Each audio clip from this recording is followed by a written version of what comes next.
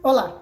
Hoje no mundo político, a CPI dos fura-fila em quase um mês de investigação na Assembleia, as medidas tomadas contra a pandemia em Minas e a pauta do Legislativo do ponto de vista da oposição.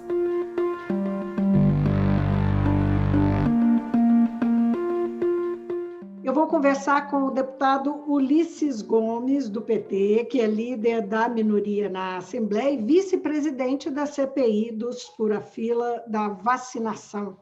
Deputado, muitíssimo obrigada por atender o mundo político, a TV Assembleia.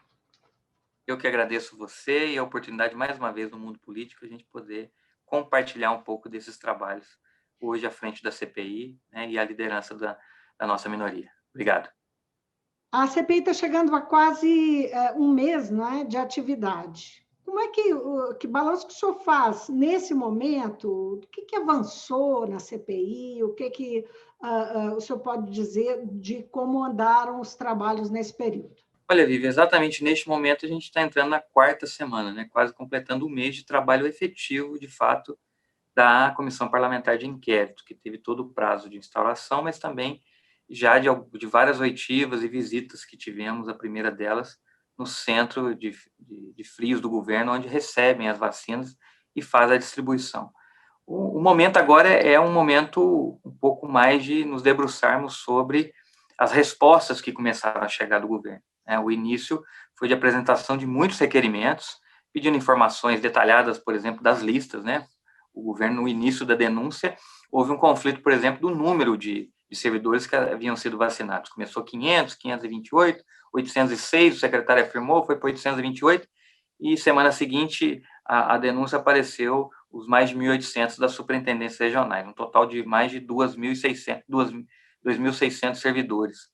Então, a necessidade que a comissão teve de requerer oficialmente todos esses documentos, né, de listas com nomes, dados das pessoas, função, onde trabalhavam, se estavam trabalhando home office, qual o grau e o risco que corriam dentro do seu trabalho este que o próprio Ministério Público, através da promotora que está cuidando desse caso, a doutora Jocely, que inclusive foi a primeira convidada na Assembleia, trabalho que a gente está procurando fazer de forma conjunta, está fazendo, de comparar o grau da responsabilidade, da atividade de cada um e de risco de cada um.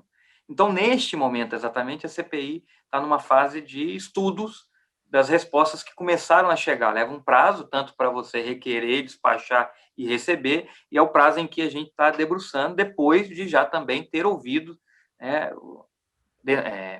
partilhas e convidados importantes, como a própria promotora, como a ouvidora geral do Estado, a ouvidora também da saúde, superintendentes da região metropolitana, defensores e representantes dos trabalhadores.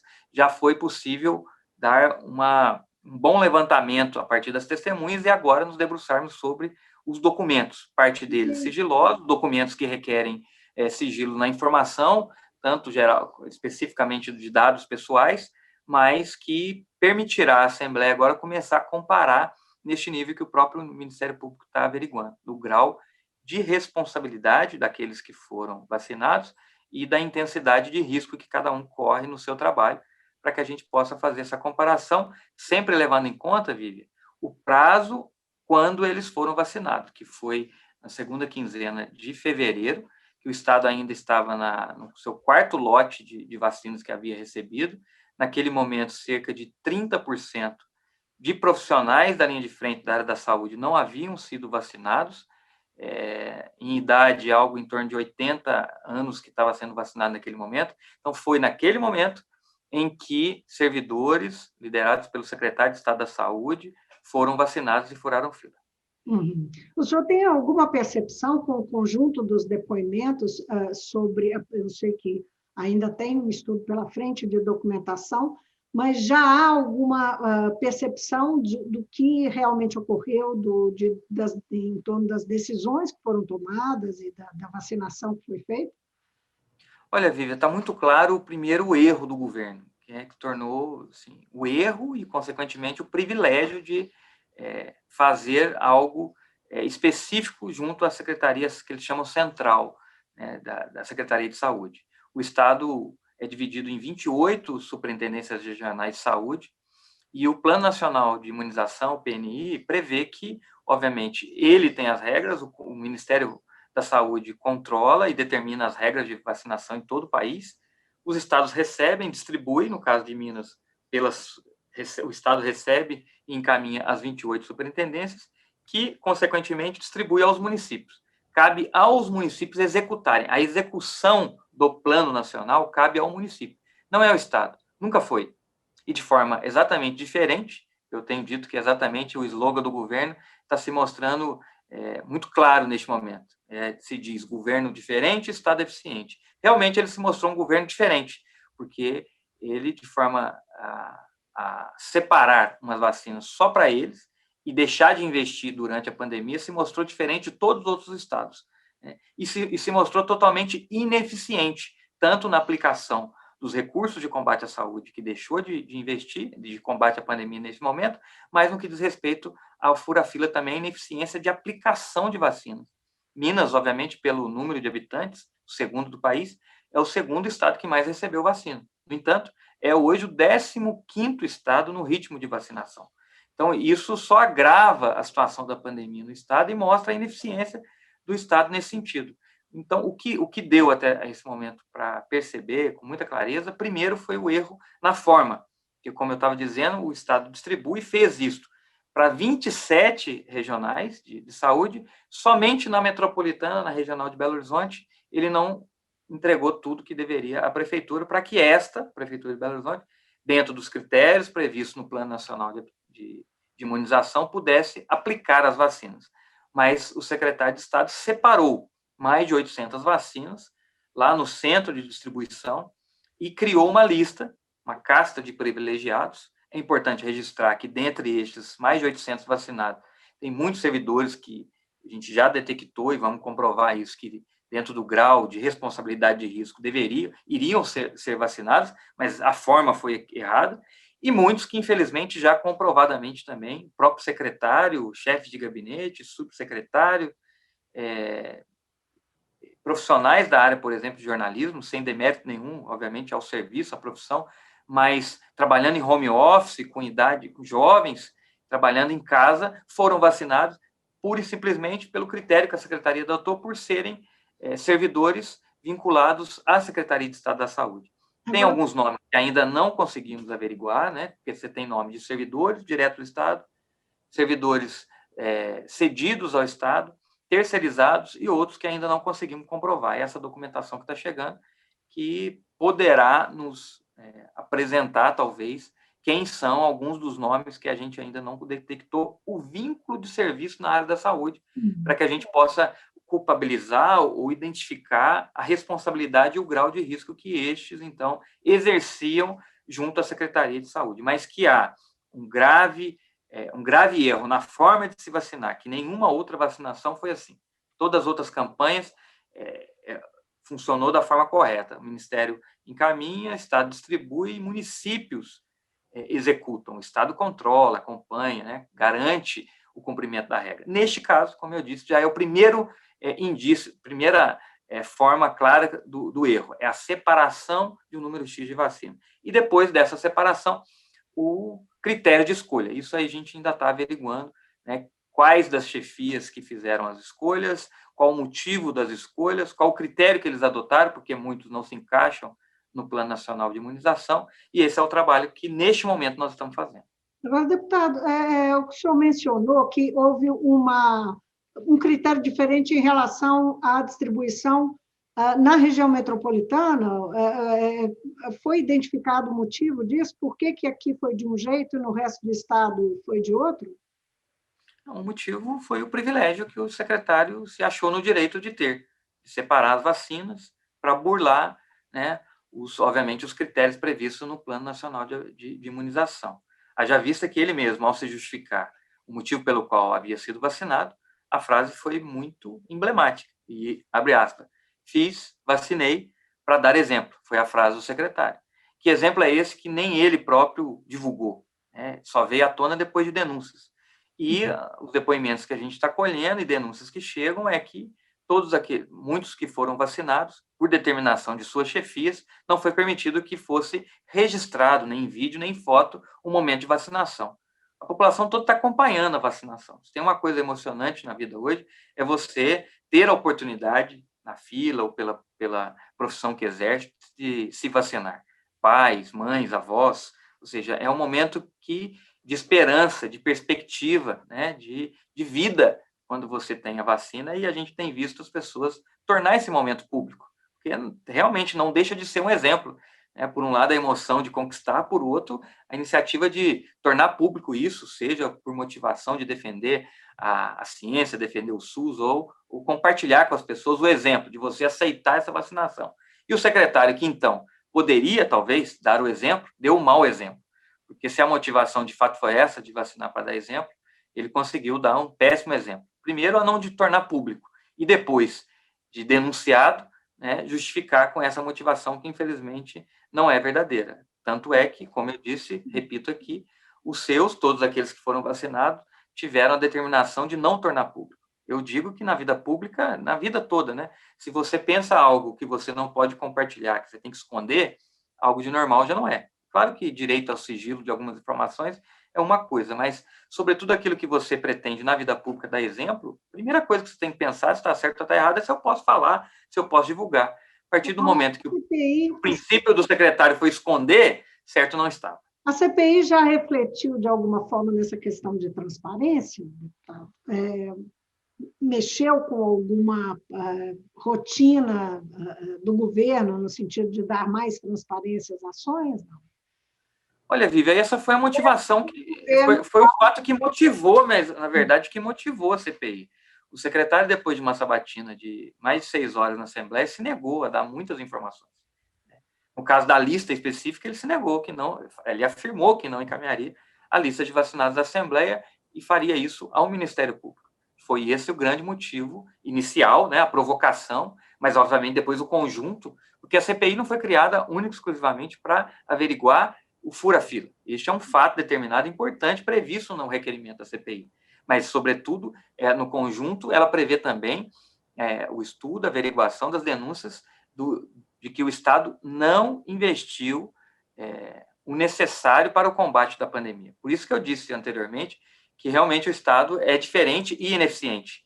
Ao contrário do que se diz diferente e eficiente, ele se mostrou diferente, eu estou concordando, porque ele foi o único Estado, Vivi, o único, é importante ressaltar isso, o único Estado do país que diminuiu, no ano de 2020, no combate à pandemia, investimentos na área da saúde. Repito, o único. Então, ele é diferente no país todo, porque todos os outros estados, eu pego o que menos aumentou o investimento, foi Goiás. Aí não é uma questão de oposição, de lado, foi todos os partidos. Goiás aumentou em torno de 3%. São Paulo, no ano de 2020, investiu mais 25% do que havia previsto no orçamento. O estado de Roraima, 36%. O estado do Amapá, 46% a mais. Por que isso? Na vida pública, você tem uma coisa, proposta, discurso, ideia, outra é comprovação. É muito fácil você comprovar o que é prioridade na vida pública, é onde você põe no orçamento.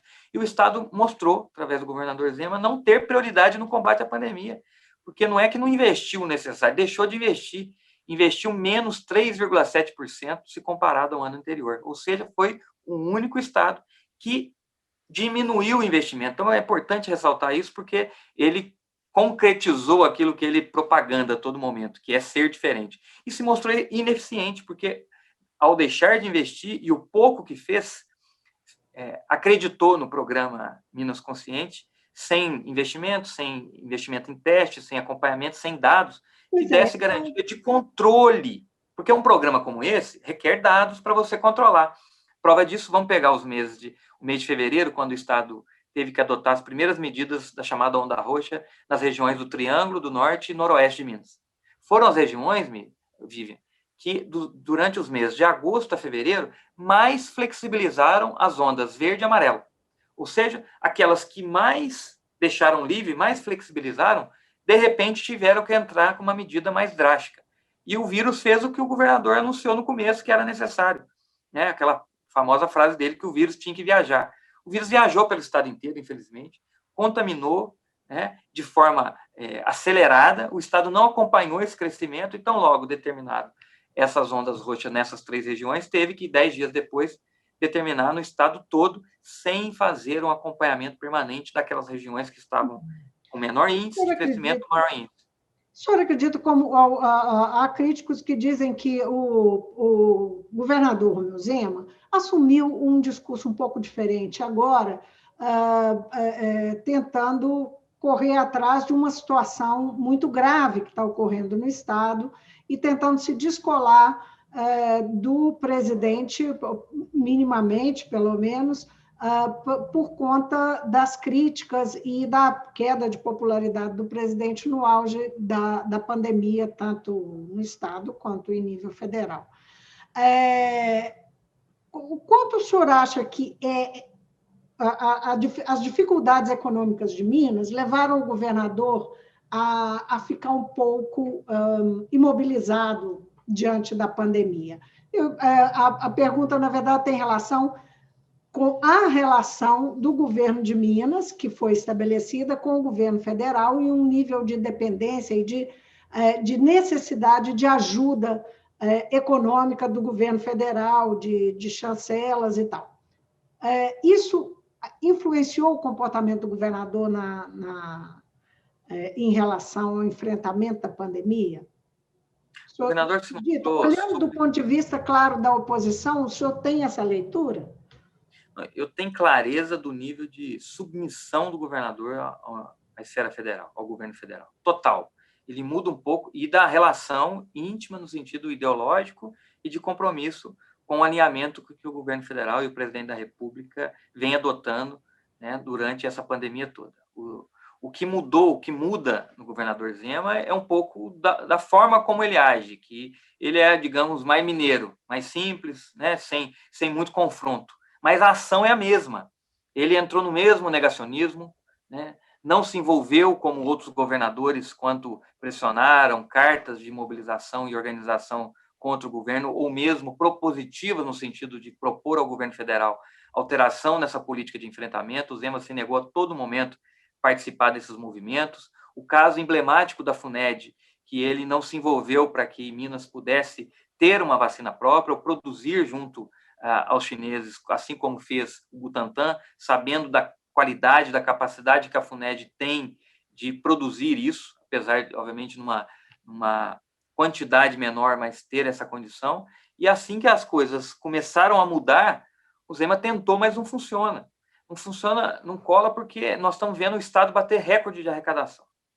Na hora que você vê o índice de crescimento e compara o que foi investido na saúde, você vê a ausência do Estado. Todo o nível de controle e de apoio aos municípios e às instituições de saúde no Estado é reclamação em todo lugar, não houve. O governo federal fez muitos repasses ano passado, mas faz 5 meses. O último repasse aos municípios foi em novembro do ano passado, para apoio no combate à pandemia. Isso do governo federal. Do governo do Estado não houve nenhuma ação até o momento de combate. Seja na linha de combate à saúde mesmo, né, a pandemia, que seja ampliação de leitos, recursos, medicamentos. Você pega a lógica que o Estado fala de eficiência. Como pode, nos hospitais do Estado, faltar os medicamentos que estão faltando? Se o Estado tivesse acompanhado, porque tem alguns estados acontecendo isso, mas nem todos. Aqueles que se planejaram, que acompanharam o crescimento, que têm dados, que monitoraram, se planejaram, investindo. Não que esteja fácil para todos, mas o governador, como deu uma entrevista no final da semana, na quinta-feira pela manhã, falando que o Estado tinha apenas mais 2 dias de medicamentos do kit intubação, por exemplo, é a prova concreta da ineficiência do Estado no seu planejamento, no seu controle. E aí, isso você vincula ao próprio plano. Mas não tem uma espiral de crise aí, de pandemia, que escapa aos gestores também? Não tem um pouco disso? Mas como é que você explica os índices recordes de arrecadação do Estado? Então, você tem um conjunto, você tem um problema de dívidas, os salários dos servidores ainda estão atrasados, apesar do governador ter condições de fazer isso, mas ele opta numa lógica de reservar um volume maior de dinheiro. Nós fechamos um ano de 2020 para 2021 com mais de 5 bilhões em caixa. O relatório previsto para 30 de abril agora, do do último quadrimestre, esse valor deve chegar a quase 10 bilhões de reais. E deixa de investir na saúde. Não estou dizendo que o Estado não tenha outros problemas, e tem. Mas se não vai conseguir enfrentar isso agora, no mínimo, no que diz respeito à pandemia, é algo urgente, emergente, faz-se necessário investimento, assim como todos os outros estados fizeram. Investiram mais, porque foi necessário criar leito, contratar profissional, apoiar os municípios, divulgar, orientar. O governador Zema, até antes desse agravamento da crise, uma semana antes de anunciar a onda roxa no estado, estava defendendo o tratamento precoce. Ele vinha escorando os números em Minas, que eram os melhores. Então, ele acreditou que teria um outro resultado da pandemia em Minas Gerais, sem agir, sem atuar, sem investir. Infelizmente, não foi isso. E o trágico e o muito triste nessa situação é que o povo está pagando com vidas. A gente está, dia a dia, recebendo pedido, ligação para conseguir lei de UTI e de atendimento clínico. Está faltando vaga para atendimento em muitas regiões do estado, porque faltou esse apoio do estado. Eles começaram a fazer, há 15 dias atrás, eu tive reuniões com prefeitos nessa última semana, faz 15 dias que o estado começou a mapear hospitais que podem ampliar leitos. 15 dias. Isso já era para ter previsto há muito tempo. O estado que gastou ano passado milhões de reais para construir um hospital de campanha que não foi aberto para nenhum paciente ser atendido, gastou para montar, gastou para desmontar, e hoje que precisava correr atrás para criar tudo isso, o estado não se planejou. Então, olha a desorganização, falta de planejamento do estado. Então, não é crítica de oposição, são fatos. Começou uma pandemia, o estado se negou, gastou dinheiro para montar um hospital de campanha, divulga a ampliação que realmente aconteceu de número de leitos, mas não fala que foi por responsabilidade dos municípios que receberam parte de recursos federais e gastaram recursos próprios, né, e conseguiram ampliar. Então, obviamente, e hospitais Santa Casas que fizeram investimento, nós temos com emendas ou com recurso próprio, ou com doação de empresários, mas que não houve recurso direto do Estado. Tudo bem, aí o Estado tem os números, que saiu de 2.000 para 4.000 vagas, mas foi insuficiente. Está aí a prova da quantidade de pessoas esperando na fila para ter esse atendimento. E ainda, quando está conseguindo, hoje tem esse problema da falta de medicamento. Então, como você não juntar esses números, ou esses fatos todos, e não tirar uma conclusão óbvia da ineficiência e da incompetência do Estado nesse sentido? E chega a ser, no governo federal, a gente faz essa comparação de forma mais enfática, né, do presidente da República ter uma ação de genocida, de não atacar, de não ser empático com o sofrimento das pessoas. O Zema pode não ter essa mesma postura no enfrentamento, mas na omissão ele acaba sendo a mesma coisa, porque se o Estado tem dinheiro hoje, está batendo recorde de arrecadação, apesar de outras dívidas, é onde o calo mais aperta, e onde está mais apertando hoje é na saúde, é no combate. Você pega no aspecto da comunicação, por exemplo, de divulgar, de explicar melhor sobre a pandemia. Nós só tivemos propaganda do Estado agora na onda roxa, né? Orientando como deve ser feito o isolamento social, o distanciamento social. E aí você tem o viés da economia, o governador que é empresário, né? Apesar de ter proibido a abertura do comércio, abriu as lojas dele para todo o Estado, com uma justificativa de burlando a lei, porque ele tem uma financeira vinculada à empresa dele. Aí a loja é grande, no fundo da loja tem uma mesinha que atende financeira, as pessoas podem entrar lá. Mas vamos só, eu estou pegando esse exemplo para entrar na loja da economia. Qual é o investimento e a ação que o Estado fez de apoio à economia? Ele que é empresário. Guardando dinheiro em caixa sem investir. A Assembleia aprovou no início da pandemia, em 2020, um projeto de lei com dezenas de iniciativas de deputados, como não podia gerar despesa diante daqueles projetos, foram projetos autorizativos de apoio à economia popular, apoio ao comércio, apoio às famílias, por exemplo, que hoje estão passando fome, cresce o desemprego e cresce a fome no país e em Minas Gerais. O que o Estado está fazendo para ajudar essas famílias? Ele anunciou recentemente um apoio, uma destinação de recursos a pequenos empresários, né? Mas financiado pelo BDMG, Sim. Não é direto, não é recurso do Caixa.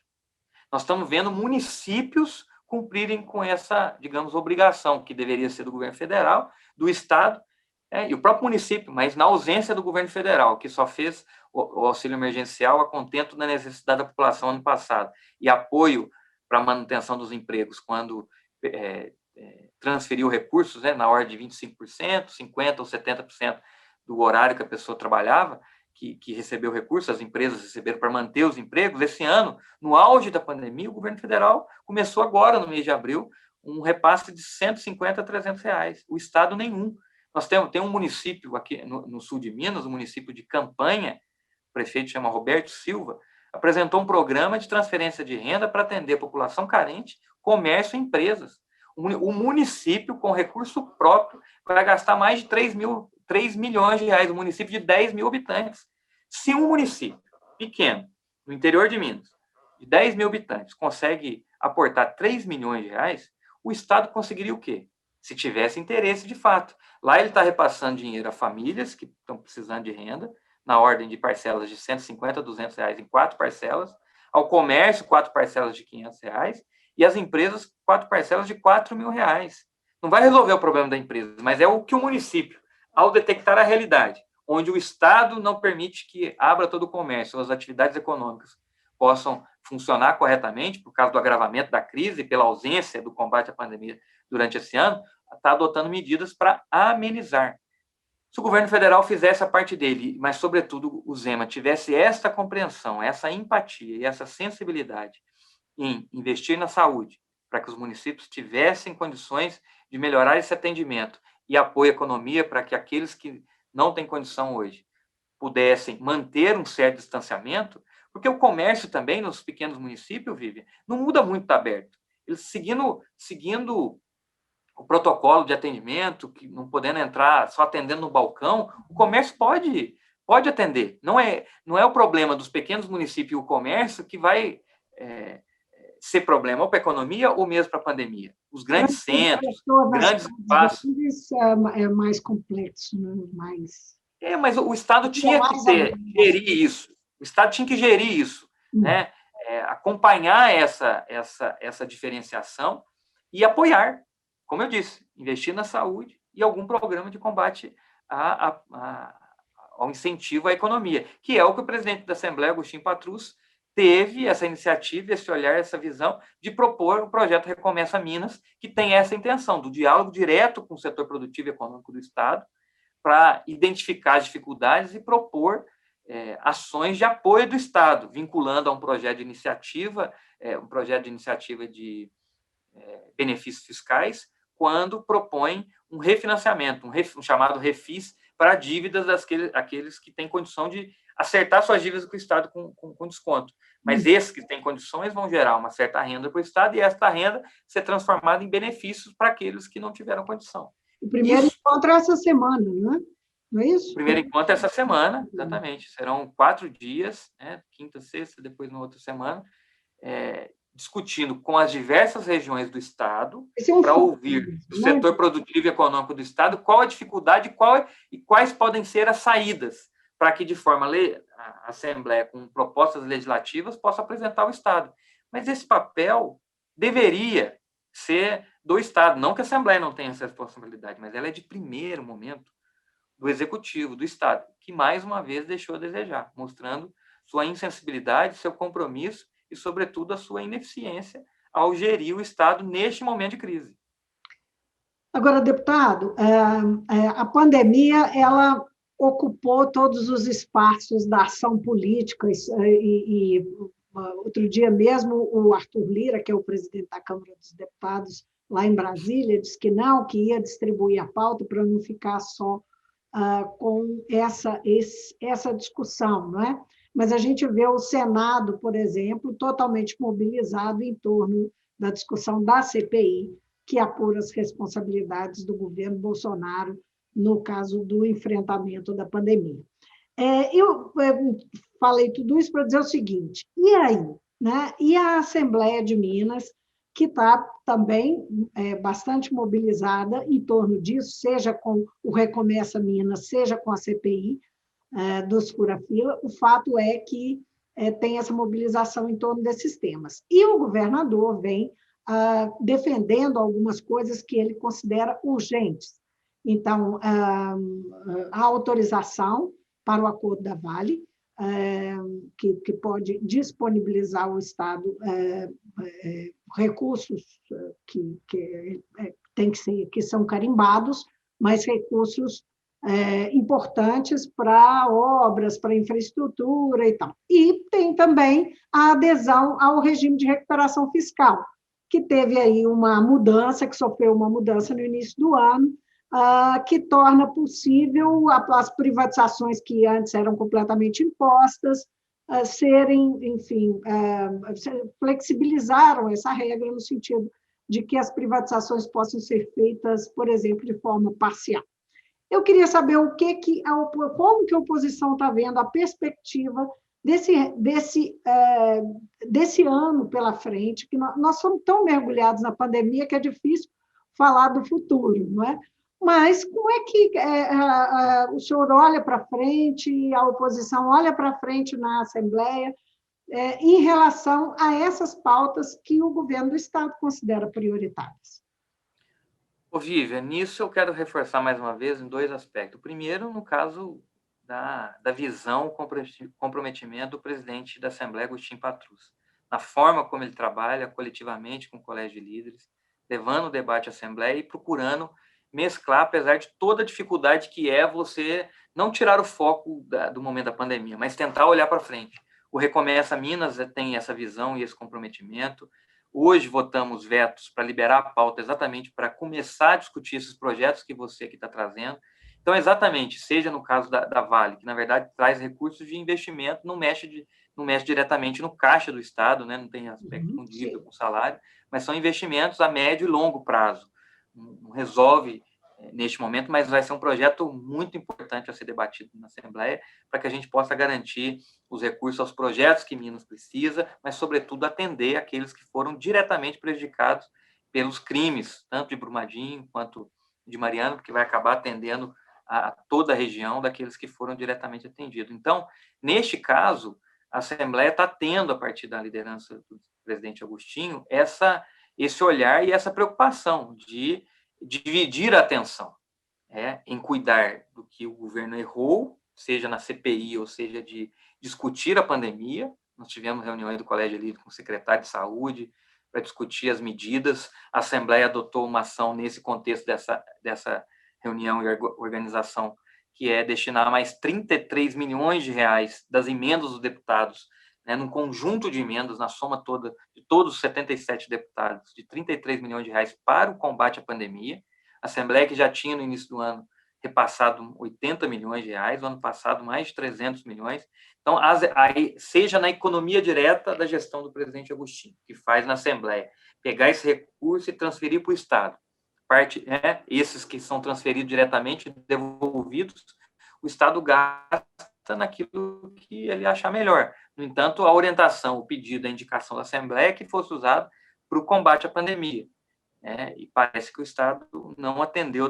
Eu trago para esse debate que, infelizmente, cresceu no país na questão ideológica, que foi a opção, tanto a nível nacional, a eleição do atual presidente da República, quanto do governador Zema, que é um projeto liberal, que tem por trás disso um conceito muito claro de um Estado mínimo. E o preço que a população está pagando, depois de cair nas mentiras, seja do governo federal ou em Minas, que esse Estado liberal de direita, quando defende Estado mínimo, na prática é o que nós estamos vivendo, é um Estado que não está presente na vida das pessoas, que não investe na saúde, que não está presente direto para intervir na economia. E isso gera o quê que nós estamos vendo? Desemprego, uma dependência grande da população, fome, falta de acesso à saúde. Então, esse debate que parecia meio obscuro, com um monte de mentiras entre esquerda e direita, o pano de fundo que nós estamos vendo na politização de um Estado liberal, de um Estado mínimo, onde o Estado existe menos na vida das pessoas. Então, esse debate, neste momento, a CPI pode ajudar, porque ela não só para apontar os erros do governo no que diz respeito ao privilégio de vacinar alguns em detrimento daqueles que deveriam ter o direito de serem vacinados, seja eles profissionais de saúde, idosos ou com comorbidade, seja na linha do privilégio que o Estado adotou, ou no equívoco de não ter investido o necessário na saúde, é que, diante da gravidade do momento das denúncias, o Estado mude a postura, né? E que essa lógica liberal e de Estado mínimo, na verdade, diminua, e a gente possa ter um Estado mais presente na vida das pessoas, seja no atendimento à saúde, numa perspectiva, por exemplo, nós não falamos aqui, né, mas na educação, como será se até agora o Estado não deu perspectiva nem de vacinação para os profissionais de educação de todo o Estado, e dar perspectiva, seja para os profissionais que assim esperam, ou para a economia que o Estado,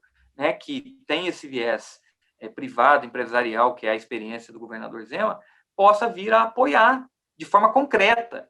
Porque não é no discurso, como eu disse, tem que ser com ação prática. Qual é? Não é a ação que um Estado, na situação que está de pandemia, né, nas medidas que estão adotando, merece nesse momento. Então, a gente tem uma expectativa, enquanto oposição, que esse debate, né, saia desse campo ideológico de mentiras que criaram, entendimento, empatia, de ver o sofrimento do povo, é que o governo de Minas, diante deste debate, né, dessas graves denúncias e da ausência, possa ter a sensibilidade, e aí o Recomeça Minas também vai ajudar, porque nós vamos ouvir, a Assembleia vai liderar esse processo de ouvir todas as regiões do Estado, tem a sensibilidade de propor ações efetivas, concretas, de investimento na saúde e com a iniciativa e o exemplo que a Assembleia está dando de propostas que a gente vai colher para a retomada da economia em Minas. Eu acredito que, com isso, né, o papel da oposição tem sido fundamental, um trabalho muito articulado do nosso bloco, em parceria com o André